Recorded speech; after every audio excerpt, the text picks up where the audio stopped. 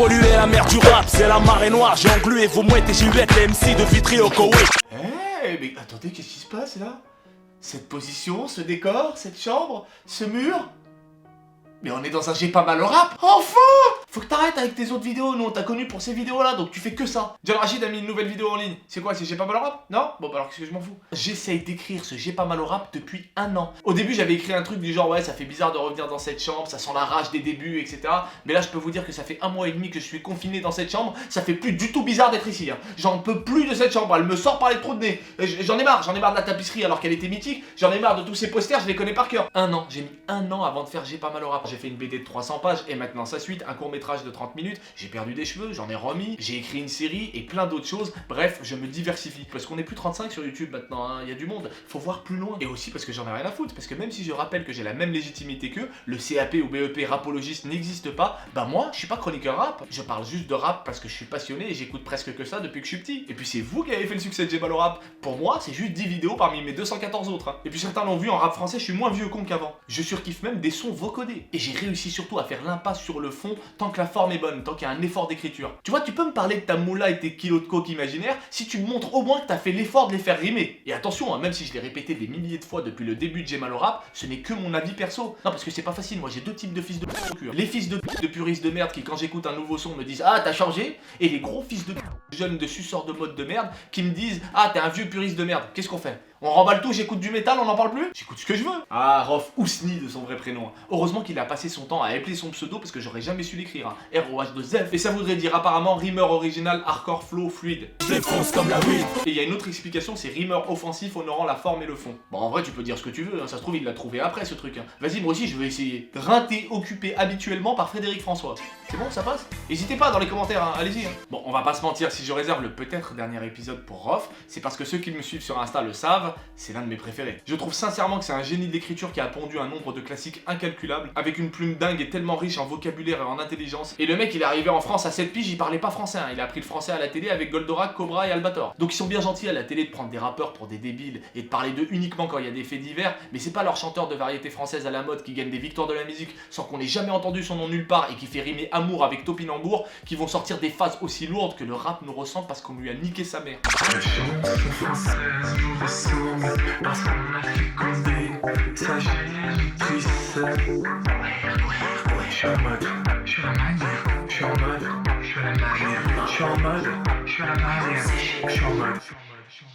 Des fois, je comprenais même pas comment c'était possible de sortir des punchlines aussi puissantes. Attention, faut remettre les choses au clair. Quand je dis punchline, je parle de punchline, pas de phrases banales ou de réflexions de tous les jours. Non, parce qu'aujourd'hui, vous savez plus, faut vous réexpliquer. Je suis allé sur un site de punchline et j'ai trouvé ça, j'ai fait oh, c'est une punchline ça. Et bah ça tombe bien, j'ai quelqu'un que vous connaissez très bien qui va vous aider.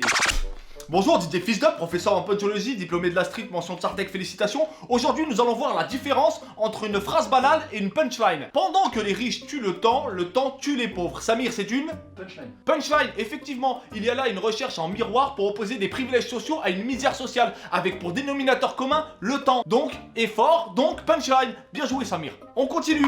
Qu'est-ce que c'est trop beau la vie d'artiste, c'est une punchline. Et non, Mathéo Le Yankee, pourtant il n'y avait pas de piège. On est là devant une simple phrase lâchée après avoir constaté effectivement que c'est bon la vie d'artiste de profiter de ses privilèges. Voilà, si tu veux, c'est comme si je disais je prends un bon café le matin, ça me réveille, et bah aucun effort. Je peux le rapper autant que je veux, ça en fera pas une punchline. Hein. Allez, on range tous ces cahiers. Demain, on verra la différence entre rapper et zouker. Et je vous préviens, va y avoir des morts. Zouka c'est ça, médicament ni Zaouza. Zouka c'est ça, médicament ni Zouk.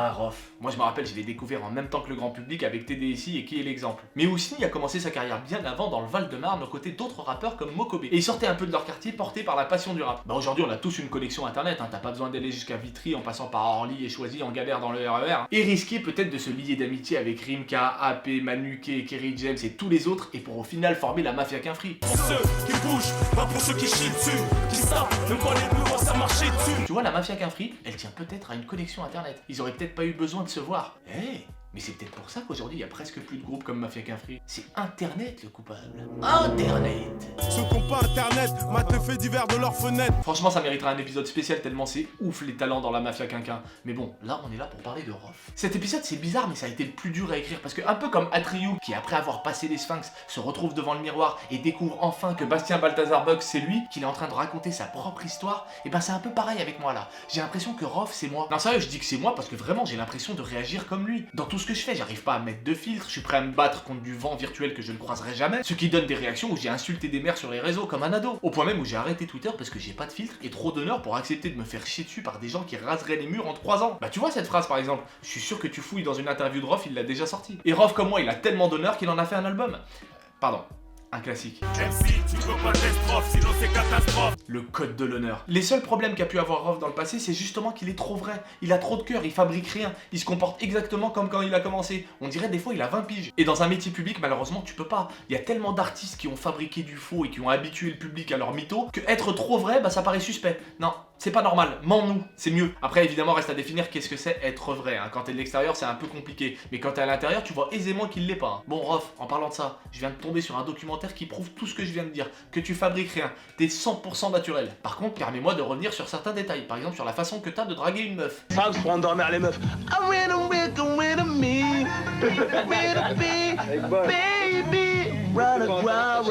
Je suis pas persuadé que ça marche de ouf, hein. Tu sais, pote déguisé en meuf dégueulasse parce qu'on est confiné et que je peux pas faire venir une vraie comédienne pour jouer le rôle, tu es si sublime qu'à l'improvisate, j'ai envie de te composer une balade.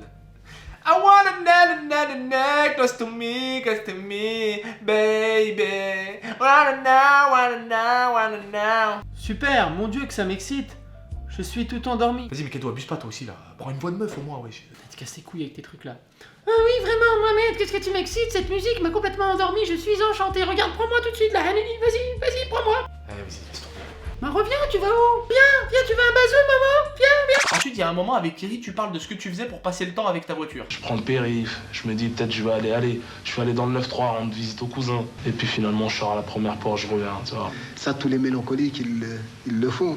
Quand il me l'a dit, je lui dis, ah ouais, toi aussi tu fais ça. Tu tournes dans Paris sans vraiment avoir un objectif précis. Des gars de quartier qui tournent sur le périph' sans but avec des belles voitures.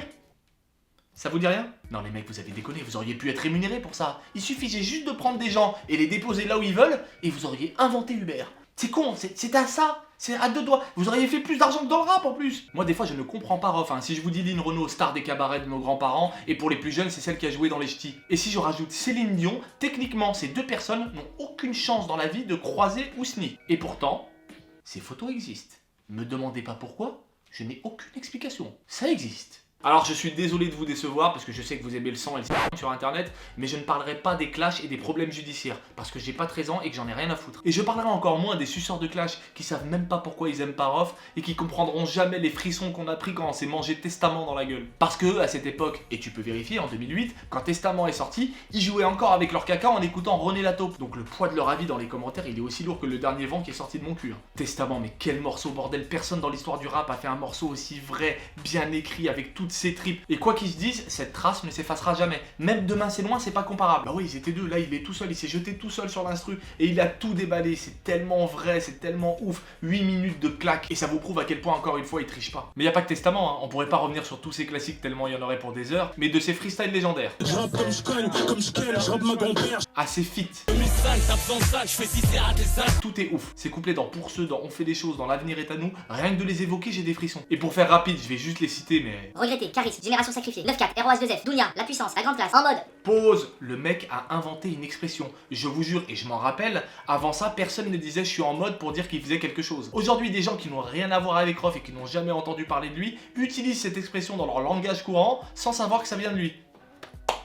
Bref, il a plus rien à prouver à ce niveau-là. Dans l'histoire du rap, Rof fait partie des plus forts et ils le savent tous. Hein. Moi, je vous ai dit, c'est mon préféré avec Lino. Et il y a un truc que j'adore dans les albums de Rof, c'est qu'il est vraiment fou et drôle. Écoutez bien les intros, les outros et les interludes qu'il fait dans ses albums. C'est à crever de rire, comme dans le morceau Bonne Journée où il prend l'accent anglais, il dit n'importe quoi, ou quand il fait l'accent de Tony Montana. Moi, ça m'a toujours tué de rire. Après, je vous l'avoue clairement, il y a une période de 2 albums où j'étais moins dedans. Et ça correspond bizarrement à la transition du rap en France. Il a cherché, il a essayé, et il faut se dire un truc, comme je le disais au début, si la transition était dure pour moi, qui était simple auditeur, C'est encore plus compliqué pour un rappeur de savoir comment évoluer sans trop changer. Et c'est propre à tout artiste sincère qui suit pas les tendances juste pour les suivre. Rappeur, chanteur, comédien, présentateur télé, on est tous sujets à la possible ringardisation et il faut faire avec. Parce que à part son noyau dur de public qui est là depuis le début et qui lâchera jamais, tout public se lasse. Le tout est de savoir se réinventer. Bon, pas là maintenant tout de suite parce que j'ai pas mal au rap au collège, mais la BD par exemple, ça c'est se réinventer. Et même si on galère un peu au début, on finit toujours par y arriver. De toute façon, les petites galères d'après avoir percé, c'est rien du tout par rapport à la force que t'as mis pour percer. Et c'est comme ça que tout naturellement, le dernier album de Rof et les derniers sons qu'il a sortis sont magnifiques. Je retrouve tout ce que je kiffe chez lui sans être dépassé, avec des prods actuels et du vocodeur bien placé. Et même si son dernier son il a pas beaucoup de vues à cause de l'époque actuelle et d'un public qui n'a pas trop envie de réfléchir, c'est une tuerie, allez l'écouter. Dans cette époque qui aime les vues pour certifier le talent, ça veut rien dire.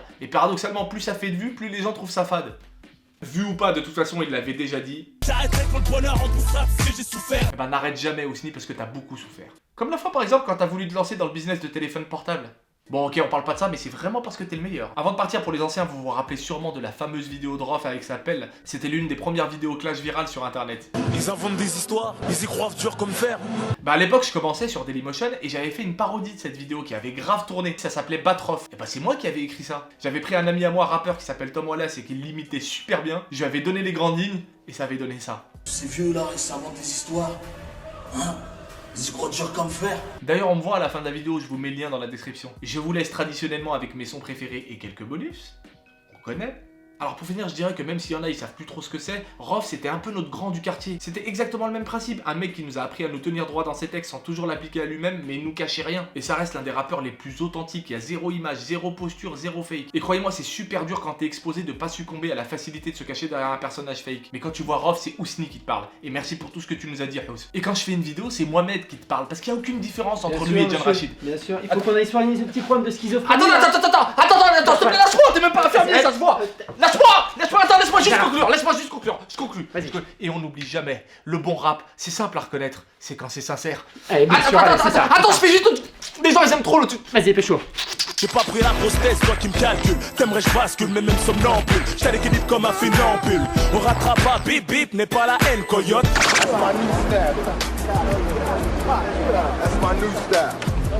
De temps en temps, il m'arrive de discuter avec Parker Lewis. Salut Parker, ça va? Synchronisation des montres. Non, bah non, t'es un poster, du coup ça marche pas. Par contre, si moi dans la vraie vie je joue Monsieur Randall, Monsieur Lewis, est-ce qu'on peut le faire dans la vraie vie? On peut essayer? Tiens.